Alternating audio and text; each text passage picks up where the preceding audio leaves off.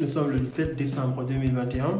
J'étais encore en train de filmer pour vous montrer un peu la réalité de ce pays. Les œufs que j'ai à vendre actuellement, les œufs de qualité, c'est les œufs qui peuvent faire minimum 35 à 40 jours sans que ça ne se décompose et ça n'a aucun effet négatif sur la santé guinéenne. On nous oblige à vendre nos œufs à bas prix et ça fait qu'aujourd'hui il y a beaucoup de fermes qui ne fonctionnent plus. Je vous donne un exemple. Vous voyez là, ça c'est mon hangar de 4 enclos. Il n'y a plus rien dedans. Frère, pour la révolution, frère. On est là en mode Béda, frère. Vous savez, en Guinée, on avait de gros problèmes en Guinée. Là, ce sont les œufs qui devraient être livrés aujourd'hui. On a parlé avec les clients. Certains ne sont pas prêts à prendre les œufs. Je suis obligé d'annuler le marché, au fait. Depuis ce matin, j'ai vu, on a préféré manger. Albert, depuis ce matin, t'avais mangé ou pas? Depuis ce matin, on est en train de trouver maintenant là à manger comme ça là. Donc on se débrouille comme on faisait la nuit. C'est pas vraiment les fricases, hein. C'est une vidéo réelle, frère. Depuis ce matin, on n'a rien mangé encore. Parce qu'on n'avait pas le temps, on travaillait grave. Donc du coup, c'est maintenant on est en train de manger. Donc après avoir fini de manger l'haricot là, on va essayer de boire du thé quand même ou pas. Ah oui, le thé, on sait ça après le thé, avant que on voit dans la famille, comme j'aime toujours le dire, nous on travaille mieux toujours, on n'a pas le temps. Et tout ce que nous sommes en train de faire, c'est pour servir le pays, pour lutter contre le chômage. Mais la façon dont ça continue là, c'est chaud, franchement c'est chaud. Ça ne nous encourage pas parce que nous travaillons dur pour produire les œufs. Une fois encore obtention de ces œufs là, pour les écouler, il faut avoir mal à la tête. Et là, c'est pas un bon signe pour le pays. Hein. Aujourd'hui, tout le monde est en train de critiquer. Il y a des gens qui critiquent encore l'État ou je ne sais pas. Vous devrez aussi assumer votre responsabilité de consommer ce que nous produisons.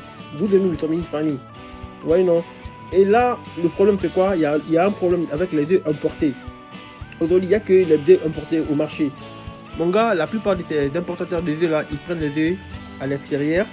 Et c'est dans leur propre ferme, dans leur propre pays. Donc l'économie qui gagne, c'est pour leur pays, pas pour la Guinée.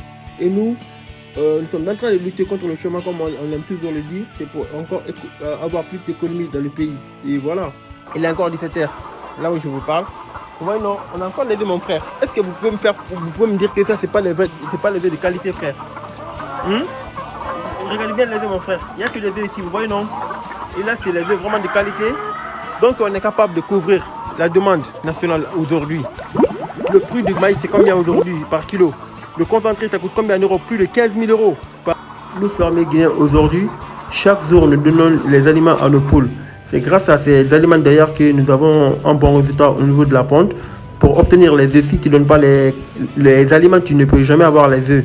Et du coup, chaque sac d'aliments coûte au minimum 250 000 francs guinéens. Et il y a les fermiers qui donnent plus de 15 sacs par jour. Certains donnent jusqu'à 50 sacs par jour. Chaque sac, ça coûte plus à 300 000 francs guinéens ou 280 ou 250 000 parce que ça tourne entre ces prix-là. Donc, du coup, il y a des personnes qui consomment plus de 10 millions, 15 à 20 millions par jour.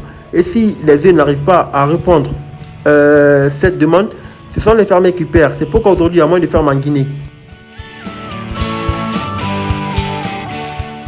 En fait, nous, on a été motivés parce qu'on voyait tous les jours les Noirs se font noyer entre le Maroc et l'Espagne, entre Libye et l'Italie. Et il n'y avait pas d'autre solution. Mon frère, tu ne peux pas rester en Europe là, tu dis à un Africain. Faut pas te sacrifier. Il va te dire, mais il est fou ou quoi? Lui, il a une belle vie là-bas, nous on est là, on galère, mon frère. C'est logique. Le mec, il sait qu'il n'a rien à perdre. Honnêtement, il n'a rien à perdre. Soit il vit ou il meurt. Donc le mec, il s'est dit, ok, je m'en fous. Et tant pis, je meurs. Il y a une différence entre les Guinéens. Un vrai autochtone guinéen qui est né en Guinée, qui a grandi en Guinée, qui n'a jamais voyagé, mon gars, s'il galère, il sait comment se faire de la thune. Mais nous, qui avons vécu de l'autre côté, mon frère, tu es en Guinée, tu as un manque de sous, mon gars, tu es fini.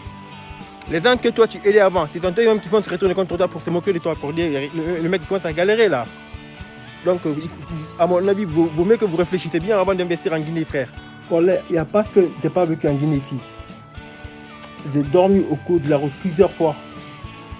À chaque fois qu'il y avait le couvre-feu là, quand on était dehors, parfois on dormait dehors.